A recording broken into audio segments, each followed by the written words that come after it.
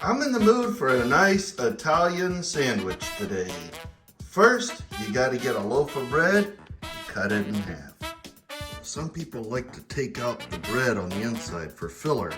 I don't do that. I love bread. I'm not taking it out, throwing it out, or whatever you do. I eat it like this. I'm gonna put on some extra virgin olive oil, a little bit of red wine vinegar on the bread with salt and pepper, both sides. Then we gotta add some nice prosciutto. You can't have an Italian sub without mortadella and mozzarella.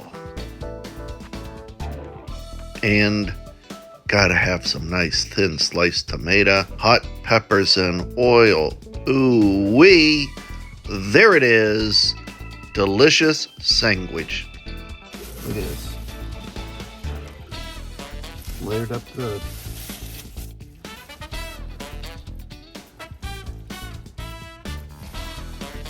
That's a sandwich, baby.